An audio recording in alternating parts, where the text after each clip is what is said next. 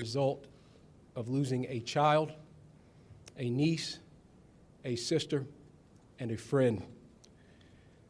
What I can provide today are the facts, which my office has worked long and hard to uncover, analyze, and scrutinize since accepting this case in mid-May. I urge everyone listening today to not lose sight of the fact that a life has been lost, a tragedy under any circumstances. The decision before my office as the special prosecutor in this case was not to decide if the loss of Ms. Taylor's life was a tragedy. The answer to that question is unequivocally yes. There is no doubt that this is a gut-wrenching, emotional case, and the pain that many people are feeling is understandable. I deeply care about the value and sanctity of human life. It deserves protection, and in this case, a human life was lost. We cannot forget that. My job as the special prosecutor in this case was to put emotions aside and investigate the facts to determine if criminal violations of state law resulted in the loss of Ms. Taylor's life. This included examining the actions of Sergeant Jonathan Mattingly, Detective Brett Hankinson, and Detective Miles Cosgrove, the three officers who fired their weapons in the early morning hours of March 13th. In working with our federal partners on this case, it was determined that while we would share information to advance our respective investigations, we must also maintain some level of separation to ensure the integrity of each investigation. When examining issues regarding potential civil rights violations, we determined that any such violation are better addressed through a federal-led investigation, and issues involving potential criminal acts concerning the shooting are better addressed by a state-led investigation. With this in mind, our investigation focused on the events that took place in Ms. Taylor's apartment on March 13th. In the months since taking this case, our dedicated team of prosecutors and investigators with more than 200 years of combined career experience conducted a thorough investigation to better understand the events that led to Ms. Taylor's death. The team is here with me today. I want to personally and publicly thank them for their tireless work. These men and women are true public servants who for months have shown up every day with a desire for one thing, and that is to seek the truth. We decided while we would examine materials gathered by LMPD's Public Integrity Unit, we would need to conduct our own independent investigation and start from scratch in the interest of thoroughness, fairness, and finding the truth. There was no video or body camera footage of the officers' attempted execution of a search warrant at Ms. Taylor's residence. Video footage begins at the point that area patrol officers arrive at the location. Therefore, the sequence of events from March 13th had to be pieced together through ballistics evidence, 911 calls, police radio traffic, and interviews. We utilized information from the Kentucky State Police, local medical examiners, as well as working with the FBI Crime Lab in Quantico to secure a trajectory analysis and ballistics report. Our team conducted interviews in this case and spent thousands of hours examining all of the available evidence. We concluded our last interview in this case this past Friday and began our grand jury presentation on Monday. As long as the case is making its way through our legal system, I can only speak in general terms about our independent investigation and findings.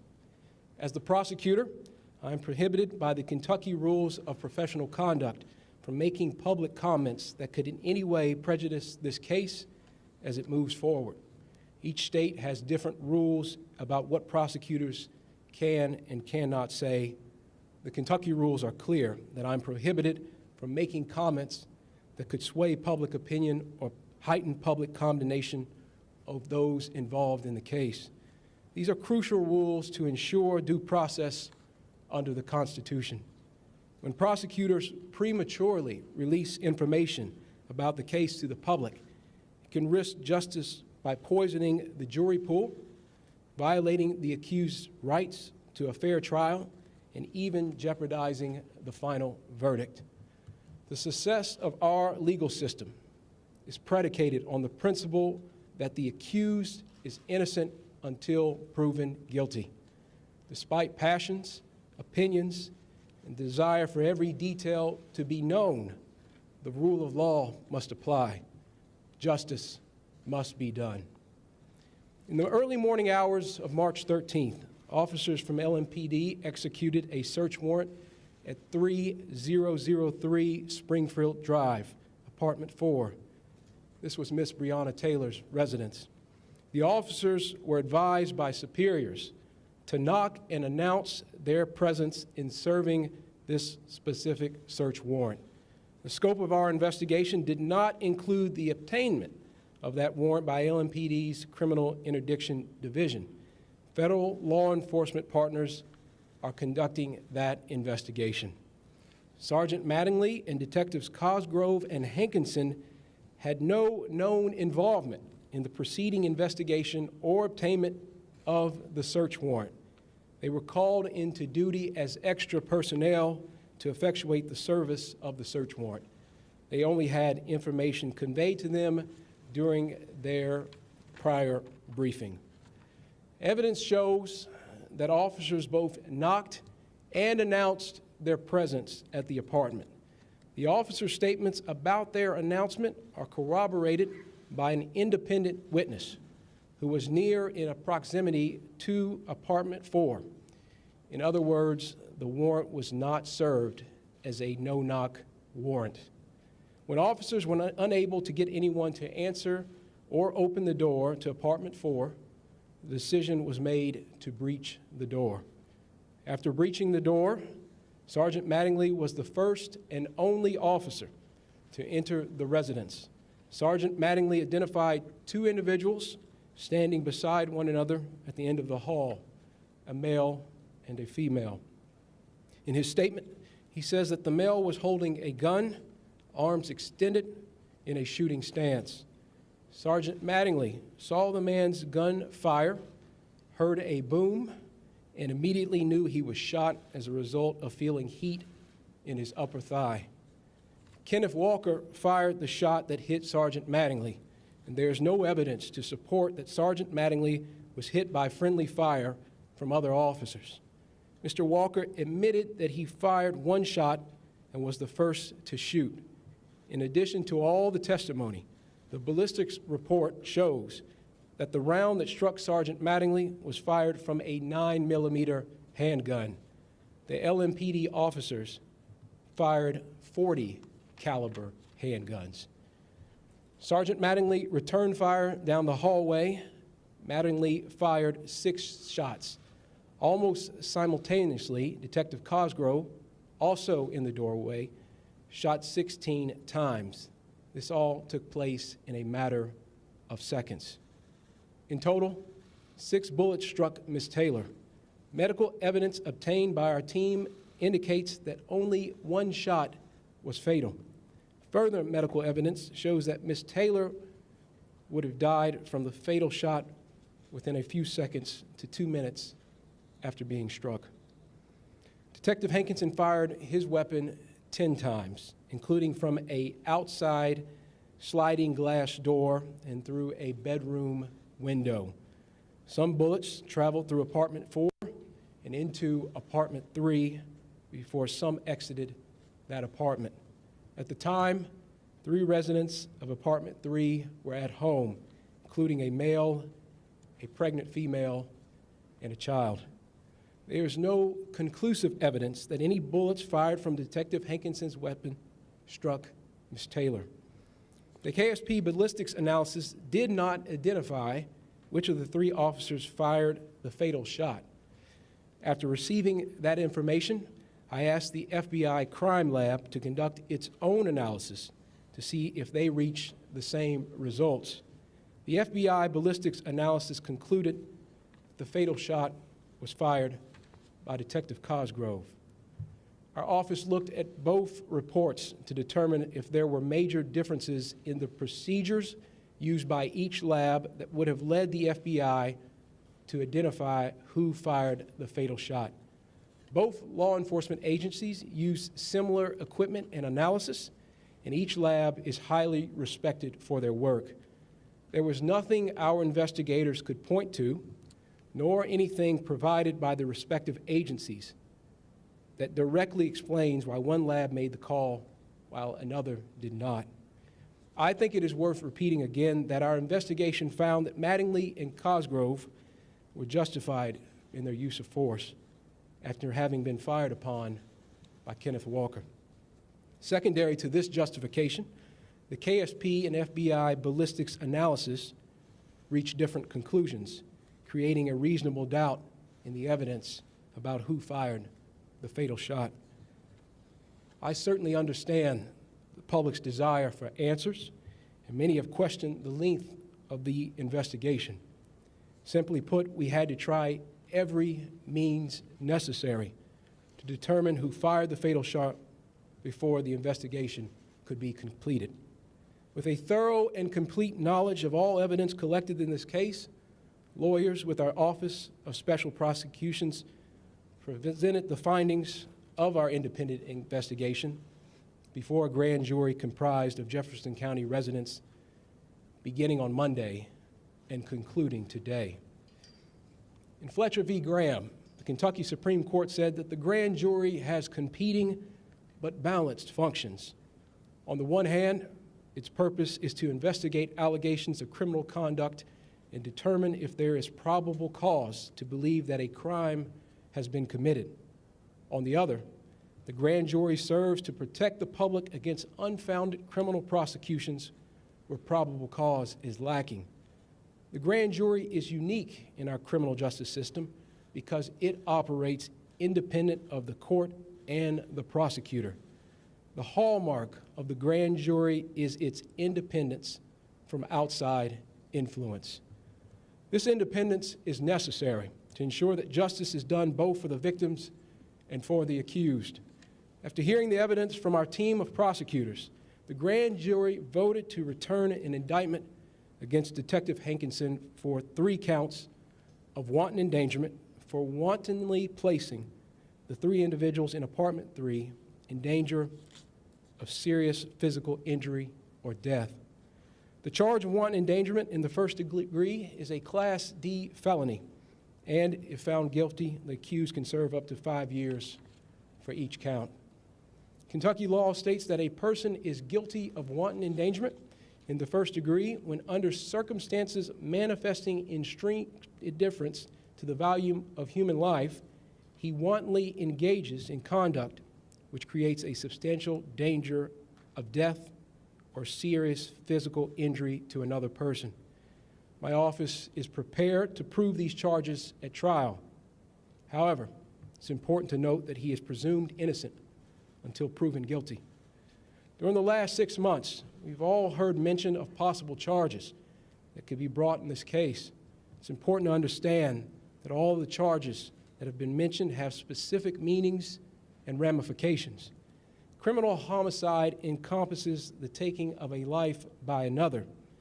While there are 6 possible homicide charges under Kentucky law, these charges are not applicable to the facts before us because our investigation showed, and the grand jury agreed, that Mattingly and Cosgrove were justified in the return of deadly fire after having been fired upon by Kenneth Walker.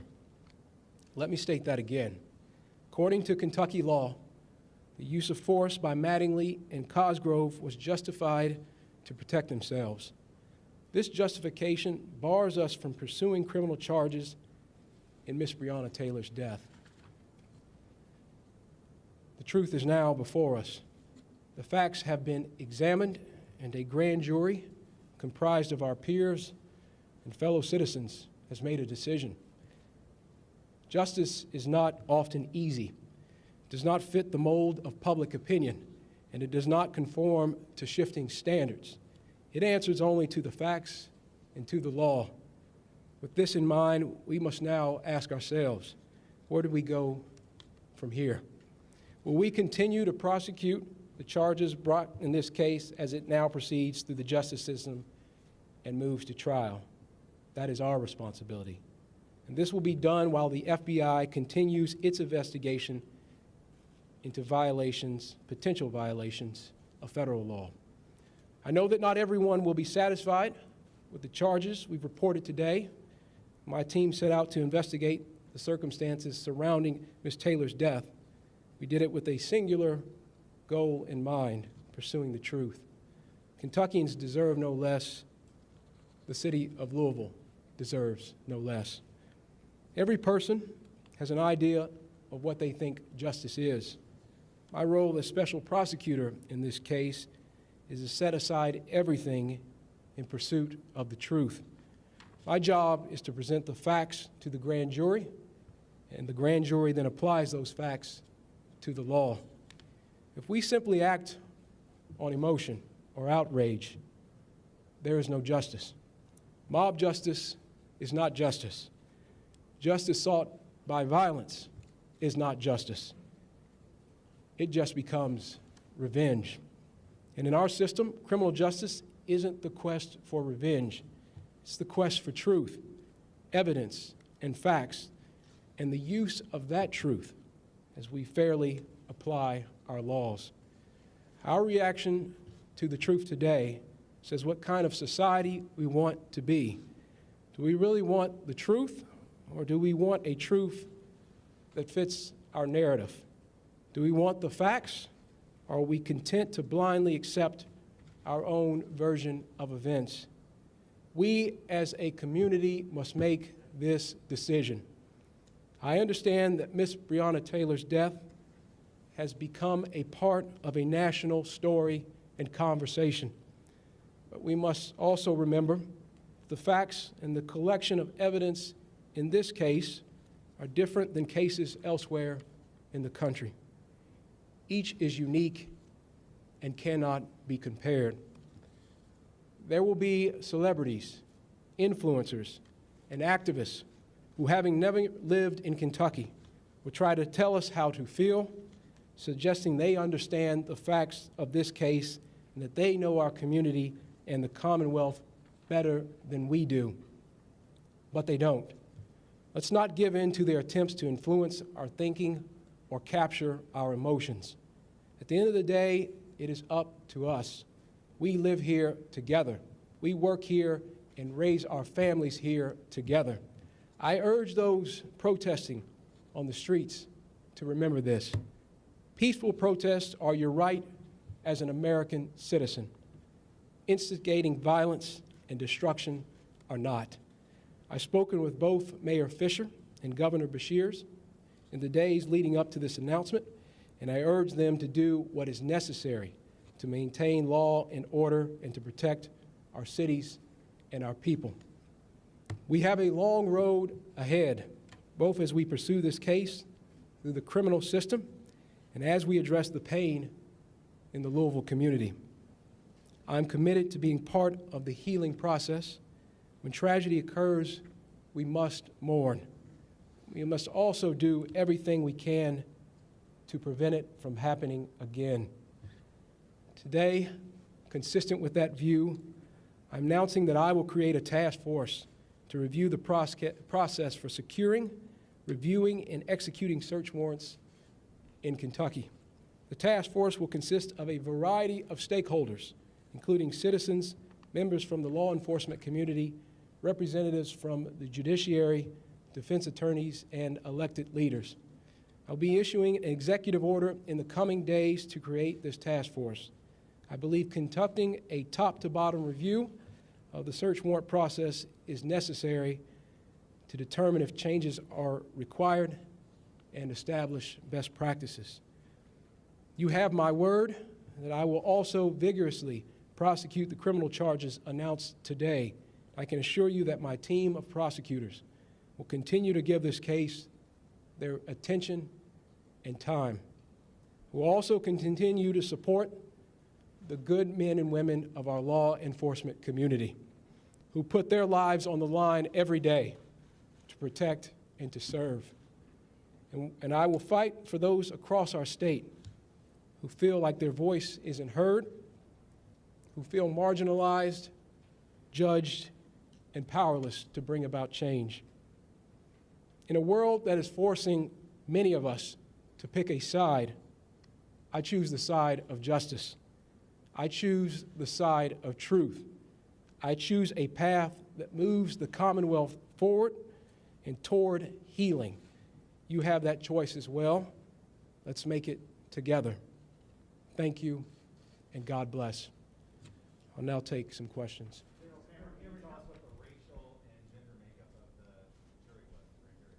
I won't get into the specifics of the makeup of the grand jury. Yeah, just you mentioned that Breonna Taylor was hit by 6 bullets. You identified the one that killed her. Who shot the other 5 bullets, and did any of Hankinson's bullets hit Ms. Taylor? Based on the evidence, there's nothing conclusive to say that Detective Hankinson's, any of his bullets hit Ms. Taylor. I'm just curious Yes, what sir. your message would be to the family and those who support her in the community, because based on what you're saying today, the grand jury basically found that none of the officers involved are directly responsible for Breonna Taylor's death.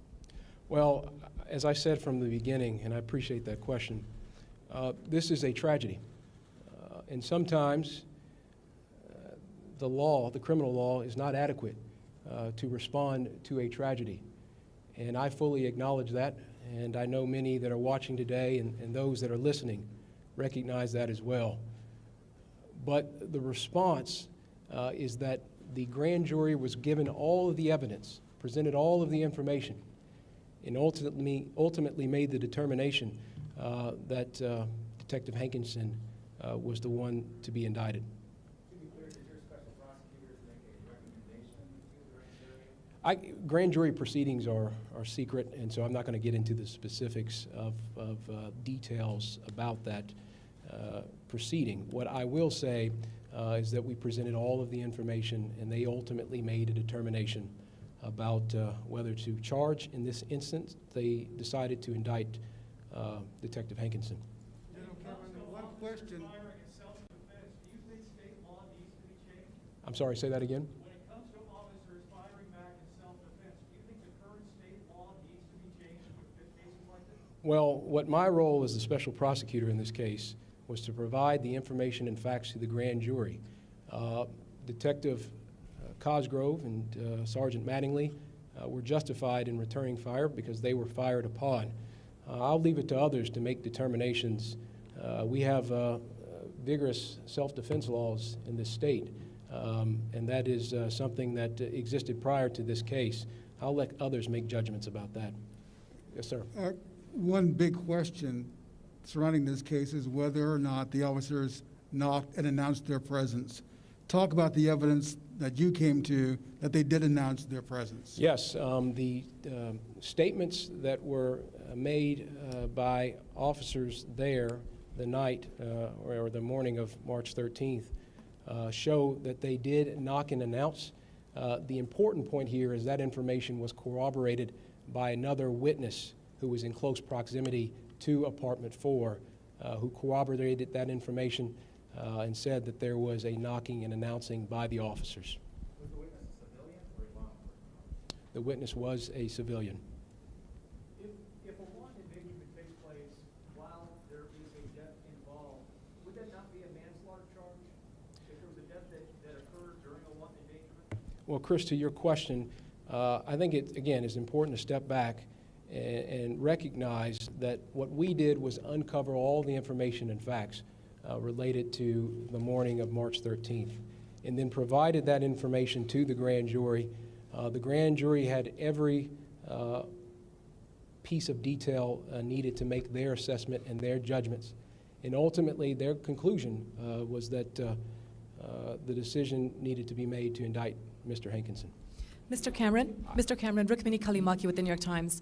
Right here, I'm sir. sorry, yes, Hi, ma'am. 2 questions for you.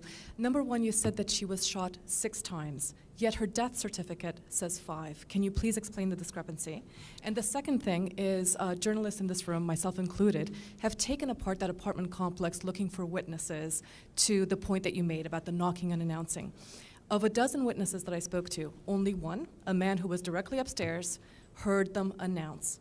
Do you think that's enough in the middle of the night when somebody is asleep for just one person in a tight-knit apartment block to have heard that? Is that a sufficient way of announcing?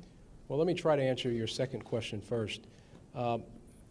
Your question was, it is enough for me. I think the more pertinent question is, what was the evidence provided to the grand jury? What was sufficient for their purposes? They got to hear and listen to all the testimony and made the determination that Detective Hankinson was the one that needed to be indicted, knowing all of the relative points that you made. As to your first question, can you repeat it one more time? Her Five. death certificate says 5, and yet you are saying 6. Today's the first time I'm hearing 6. Yes, sir. So there is a bullet that was lodged, and bullet might be too generous a term. There was an object that was lodged into one of her feet, and so that is what is being referred to as the 6th, I guess, projectile. Are you going to release the full? Joe? Are you going to release the full grand jury report? Can you say that one more time? Are you going to release the full grand jury report?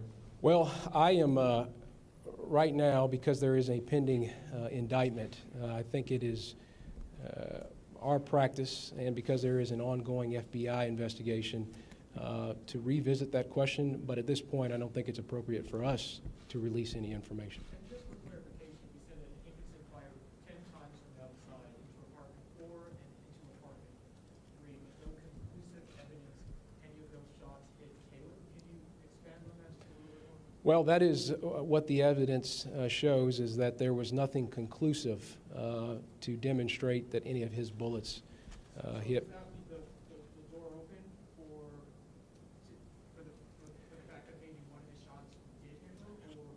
Or Well, again, all the evidence was given to the grand jury, and they made the decision that wanton endangerment was the charge to file or to indict against Mr. Hankinson. Okay, and thank you. Yes, Wendy.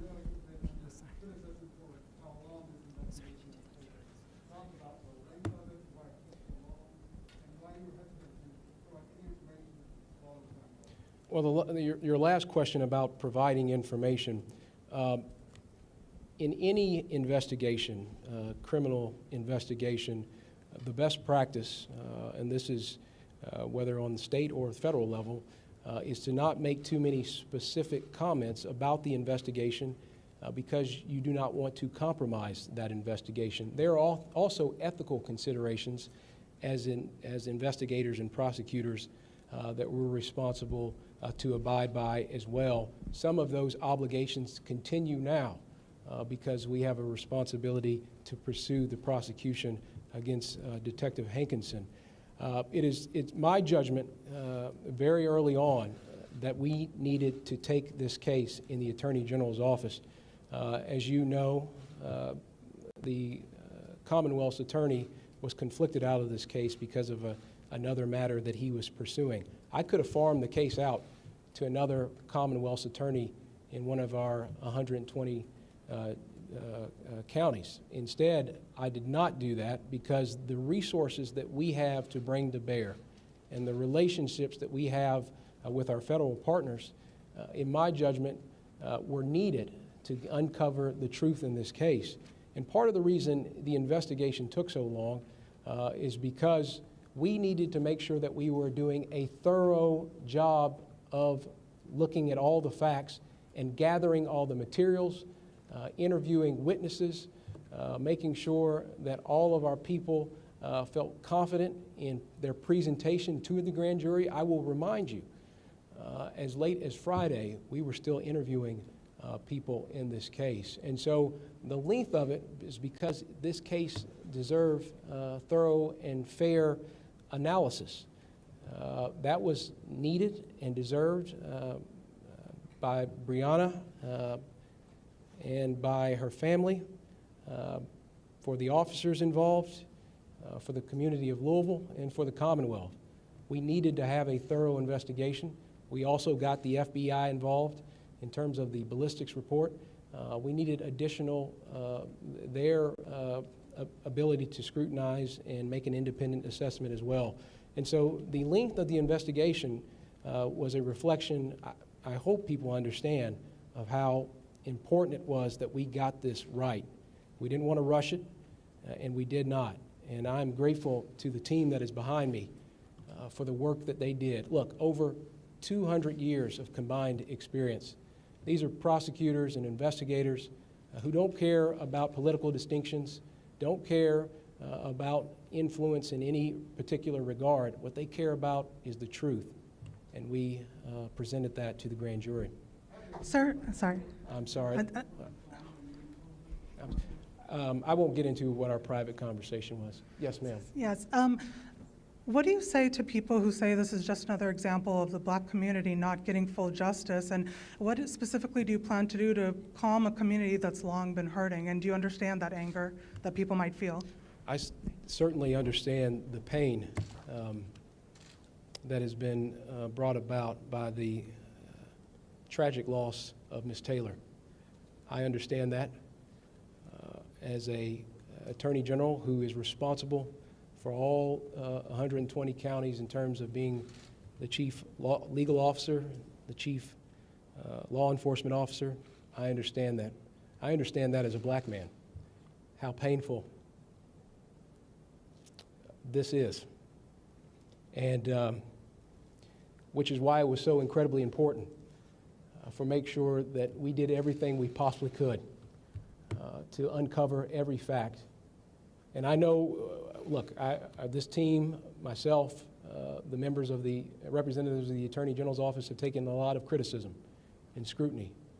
But that scrutiny in many ways was misplaced because there was not a day that people in this office didn't go to sleep thinking about this case, and it wasn't a day where the first thing on our minds is getting to the truth in this case.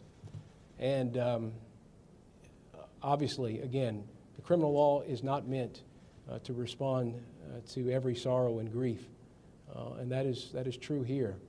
But my heart breaks for the loss of Ms. Taylor, and I've said that repeatedly. My mother, if something was to happen to me,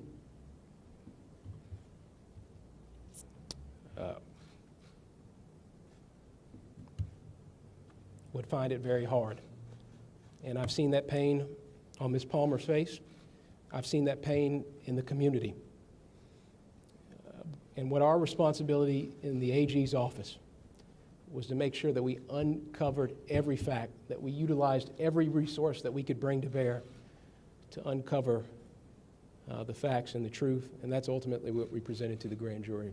On the question of what I'm going to do, I've talked to partners in the community about helping to be a constructive member of any conversations moving forward. I recognize in my remarks, I mentioned the fact that we'll be establishing a task force in the coming days ahead to look at best practices for warrants.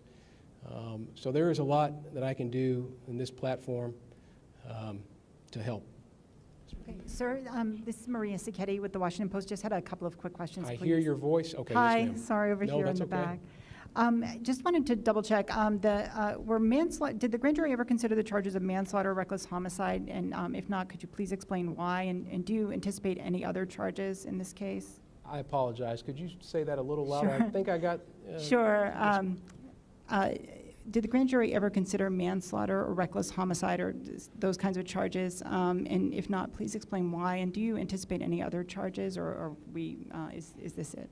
I won't get into the specifics again of the proceedings themselves are secret, but what I will say is that our team walked them through every homicide offense and also presented all of the information that was available to the grand jury, and then the grand jury was ultimately the one that made the decision about indicting Detective Hankinson for wanton endangerment.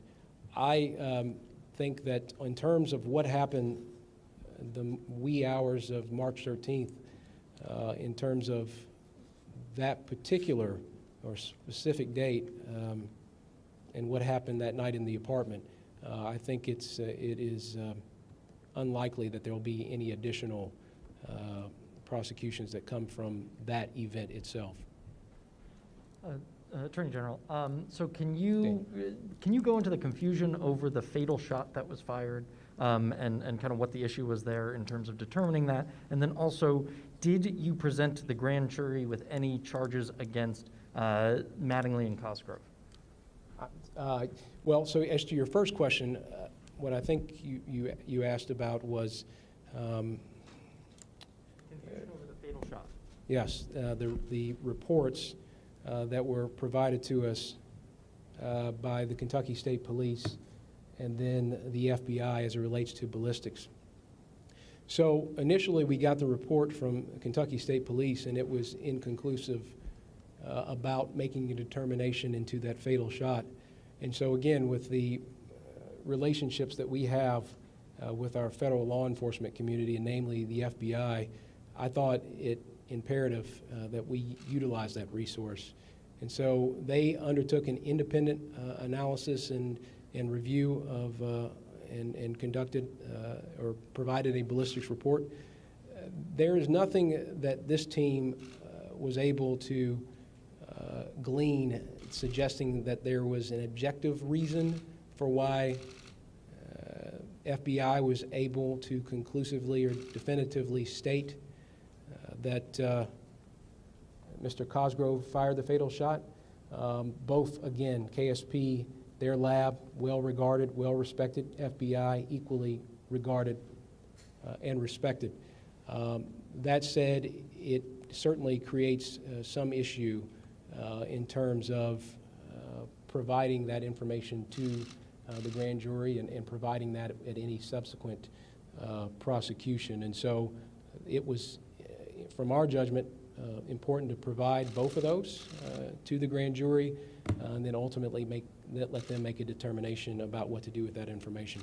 And were they presented with Yes, ma'am. charges for Mattingly or Cosgrove? I'm sorry. Mattingly and Cosgrove. Say Were that they again. presented with any charges for Mattingly or Cosgrove? Well, what I will say is that they were walked through all the homicide offenses, and with that information and the information and facts that were provided to them that we uncovered in our investigation, they made the determination that Detective Hankinson was the one that needed to be indicted here. Yes, ma'am.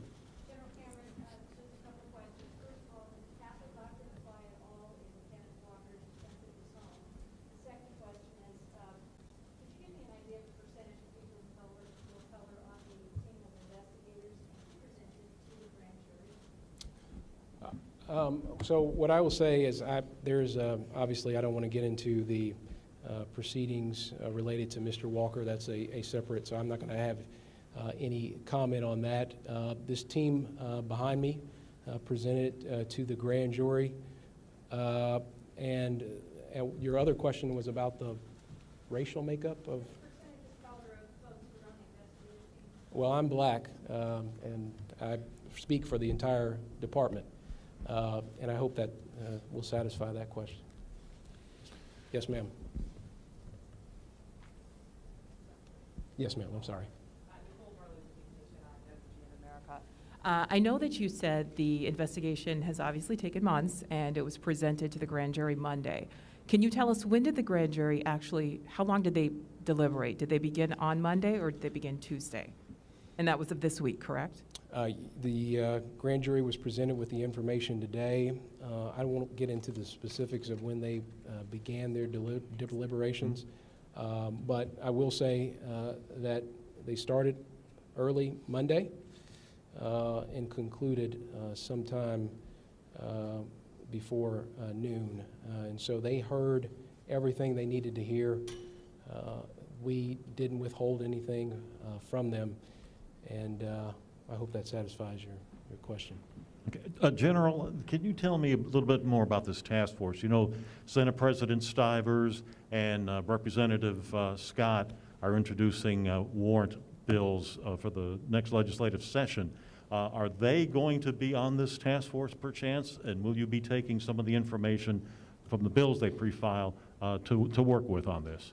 Well, I don't want to put, obviously, the cart before the horse, but I did mention in the remarks that we are certainly going to have elected leaders on this task force, and I imagine that some of the policy questions and some of the policy proposals that have already been put forward and have entered into the public conversation will be a part of this task force.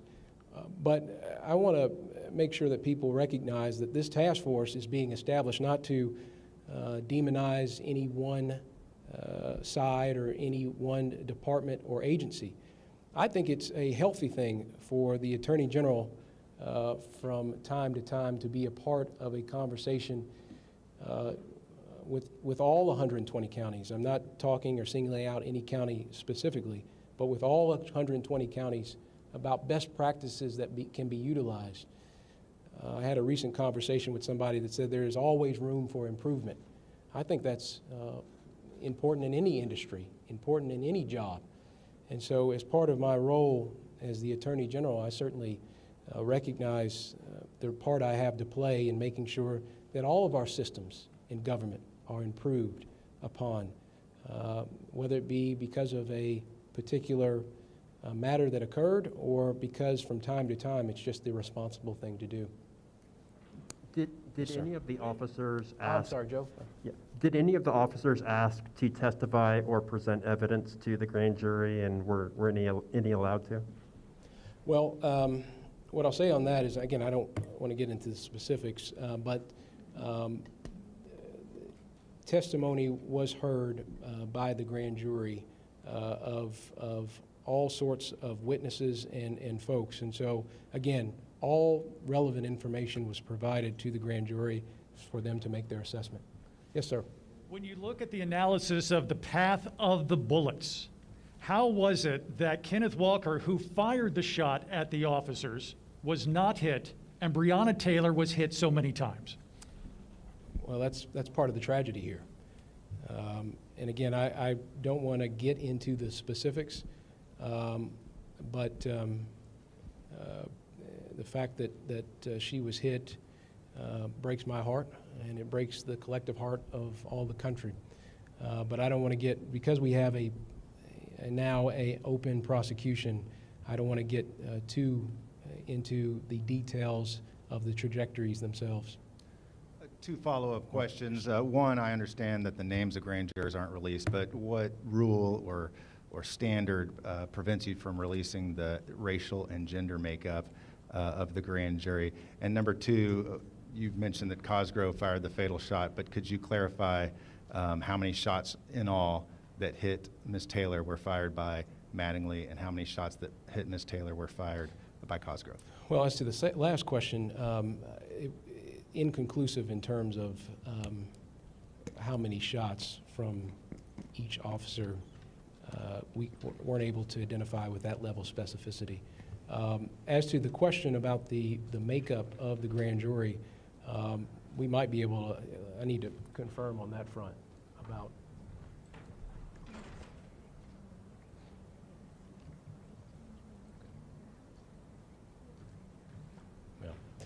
Yeah, you know, the fact that this has received so much scrutiny, I think it'd be inappropriate for me to share the information about the makeup of the grand jury, just to the extent I can protect them.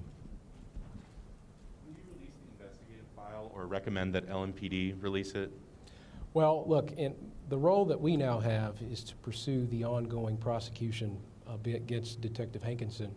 And so I think it'd be irresponsible at this juncture for this office to release any sort of file, again, because we have this ongoing prosecution. And I'm not going to comment on, and I think I certainly shouldn't be recommending, again, because of the ongoing prosecution any sort of recommendation as to relates to a release of a file. We're going to have time for 2 more questions. Oh, Daniel, okay. You advised that we will not be influenced by outside influences, people from other states. Does that diminish the actual pain that people are feeling in downtown Louisville throughout the state? Well, I certainly don't think that whether it's the grand jury or our responsibility as the investigators or prosecutors, it's to find the truth. And so when folks from outside of the Commonwealth suggest or make their preferences or their opinions known, it should have no bearing on our role as prosecutor and as investigator and fact finder. Even with folks within the Commonwealth, again, this is a tragedy. I don't want to lose sight of that, but we do have a responsibility to look at the facts as they are, and we can't be in the business. I don't think we want a justice system that is in the business of fashioning facts or laws to a particular narrative. We have to be in the business of presenting the information to the grand jury and ultimately allowing them to make a decision about what to do subsequently. Last question. Yes, ma'am. Far in the back. I apologize. Actually, we'll take these last 2 here. Okay. So either one can start. Sorry. I apologize. Thank you very much, sir. I wanted to ask if you, if you believe personally that someone should have been charged with homicide or one of the similar charges in this case, and if you could please walk us through what happened after the officers knocked on the door. Did they hear an answer? How long did they wait before everything erupted? But both of those questions, please, and thank you very much. As to your first question, again, this is about what the grand jury decided. One of the misconceptions out there is that the Attorney General's office was in the business of making charges, and that's just simply not the case under Kentucky law. Our role is to present the information to the grand jury. We dispense with that responsibility. We did it after a protracted investigation that uncovered all of the facts. That was our role. That was our responsibility. And we presented everything to the grand jury for them to ultimately make a judgment about what to do next. And in this case, in this instant, they decided to indict Detective Hankinson. As to your other question about what was provided to the grand jury, I can't get into the details of the specifics on that particular issue. Yes, ma'am. Yes, sir. In the beginning, you said that you spoke with Breonna Taylor's family today. I know you can't tell us word for word what they said to you, but how was the news received? Well, it was a hard meeting, and I won't go any further. I won't elaborate. But it was a difficult meeting, and look, when I ran for this office, I ran because I had some singular ideas in mind, and you never know exactly what issues you'll be presented with and what challenges you'll be presented with. And today was one of those challenges, to have to sit in that room and provide the information to Ms. Palmer and to other members of the Taylor family. It's been a difficult day. This is a difficult day for everyone standing up here. This is a difficult day for those here that have to report this. And it's a very difficult day for Louisville, all of the Commonwealth, all of the country. I recognize that. And I certainly recognize the responsibility that I have to help in the healing process. And as I noted in my remarks, I hope that those that are home watching, those that perhaps have ideas about being angry or pained by this decision, I hope we will respond in a manner that respects our First Amendment rights, but also respects our responsibility as the Bible talks about loving our neighbors, and that we can do so keeping Breonna Taylor's legacy in mind, but also in a way that respects our Louisville, our city, a city I live in, that respects all of our communities. So again, this is a hard day. I am under no illusion that it is not. And all I can offer is that our office uncovered every fact that was relevant to the wee hours, the morning hours of March 13th. We provided that information to the grand jury, and you all now, whether you're sitting here or whether you're at home, know the results of that process. And now we have the responsibility to prosecute that indictment, move forward in that matter. But all of us have a responsibility to work together, to find common ground, to find ways to love one another, and just be good neighbors. And so that's what I implore as you all report on this in a responsible manner. That's what I implore those that are watching on television, is that we all have the responsibility of coming together now. I hope that you will take that charge seriously. Our governor likes to talk about Team Kentucky, and I believe him earnestly in that charge. And I hope that that extends to the results that were issued here today, and I hope that extends to all of our neighbors and all of our communities. Thank you, and God bless. The Kentucky Attorney General wrapping up his news conference there live in Frankfort. Mattingly and Cosgrove justified with their use of force, according to Kentucky Attorney General Daniel Cameron. 6 bullets hit Breonna Taylor. 1 shot was fatal.